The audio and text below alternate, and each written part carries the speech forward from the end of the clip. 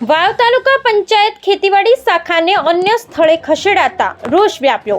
વાવ તાલુકા પંચાયત કચેરી અંતર્ગતની બાંધકામ, શિક્ષણ, મનરેગા, પીએમવાય, પંચાયત એકાઉન્ટ અને એસબીએમ સહિતની તમામ કચેરીઓ તાલુકા પંચાયત મેદાનમાં કાર્યરત છે, જેમાં વાવ ખાતે અતિ મહત્વની ગણાતી ખેતીવાડી શાખા અને તેના વિસ્તરણ અધિકારી, ગ્રામ સેવક મિત્રો અને સ્ટાફજનો પોતાના મનસ્વી રીતે છેલ્લા કેટલાક સમયથી કચેરીને તાલુકા પંચાયત કચેરીથી 1 કિલોમીટર દૂર ખાનગી જગ્યાએ ખસેડી ગયા છે।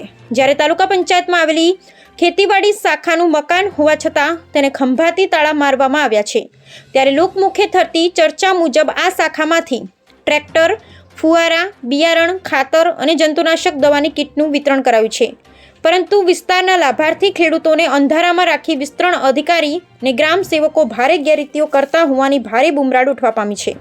આમ ખેતીવાડી શાખામાં ચાલતી ભારે ગેરરીતિઓની ડીડીઓ બનાસકાંઠા રૂબરૂ મુલાકાત હાથ ધરી તપાસ કરે અને કચેરીને તાલુકા પંચાયતના મેદાનમાં કાર્યરત કરાવે તેવી લોકમાંગ ઉઠવા પામી છે।